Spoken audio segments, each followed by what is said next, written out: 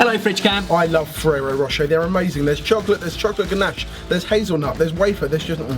Everything except for ice cream, which is why we're going to make a giant version with all those flavours, and it's going to be amazing. Should we make it? Now, the first step in making our Ferrero Rocher ice cream is to make an ice cream. Now, making an ice cream is an absolute pain in the... Kanye West. Because unless you have an ice cream machine, then you need to make a custard, and then you need to let the custard cool, and...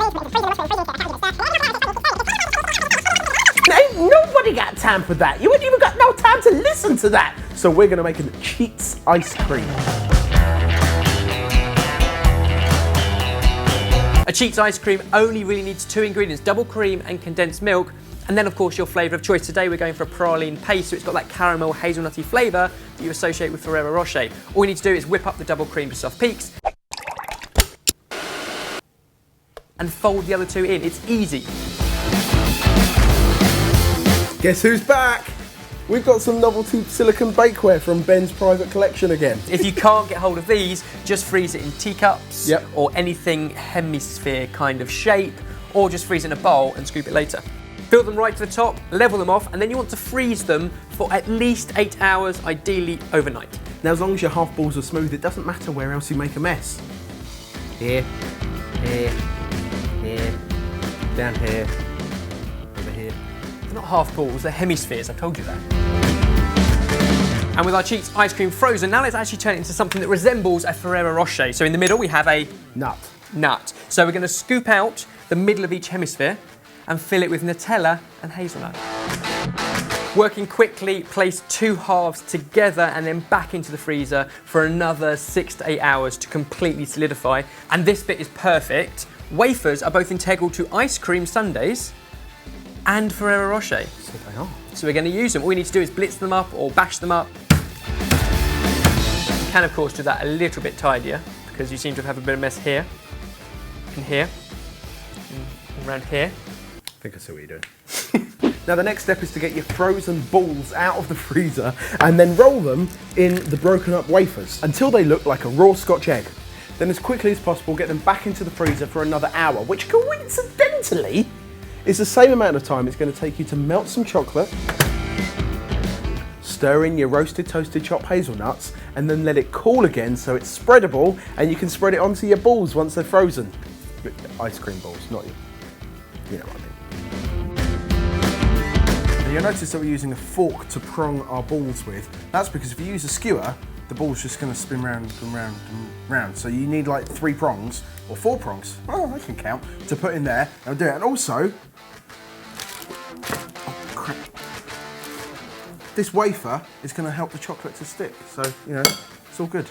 And then once your Ferrero Rocher ice cream is set, it goes back into the freezer just to save the chocolate. And actually, you've got a bit of a leeway on this because Ferrero Rocher literally means boulder.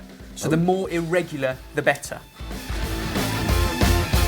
Now the final freeze should take about 30 minutes or until your chocolate is set, and then whip it out of the freezer, wrap it in some gold foil, place it in a brown cupcake case because you're trying to make it look like a Ferrero Rocher, aren't you?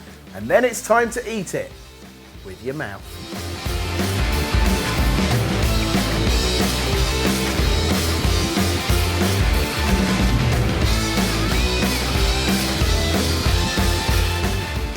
Man, that's naughty. Something special.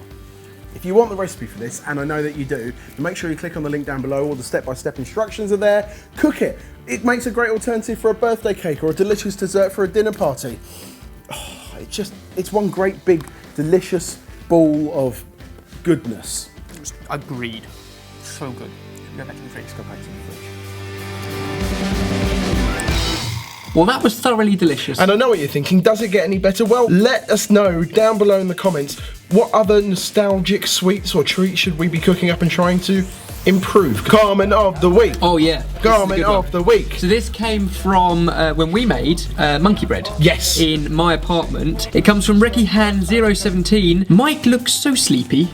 I want to slap him. He did look so tired. But I think that Ricky Han 017, I reckon we could probably make your dreams come true. Mike, And you know what else I want to talk about? I want to talk about everything else that's been happening on Sorted Food this week, because there's been tons. Sweet and savoury. Started with savoury on Tuesday when we plunged deep into the mystery box again and pulled out something unusual. Yeah, I'm not going to tell you what it is. You're going to have to watch the video. But needless to say, we made something delicious. We went to New Orleans and we ate the most amazing beignets, and then we tried to recreate them, and I'm not going to say we improved upon them because the whole of the city of New Orleans will attack me with trumpets and trombones, but we did a really good job. I think they were damn delicious. And that was kind of North America, but in South America, Brazil. Carol and Duca made an awesome little sweet treat that was a bit like the coconut version of Brigadera. Yes. Just kind of condensed milk and coconut and awesomeness in a little morsel. Ooh la la. Not French. Now I think this fridge cam had everything. It had chocolatey balls. That was what I was going to say. You stole the chocolatey balls right out of my mouth. It had coconutty balls. And I'm sure there'll be more balls next week. Until then, cheerio. So sorry.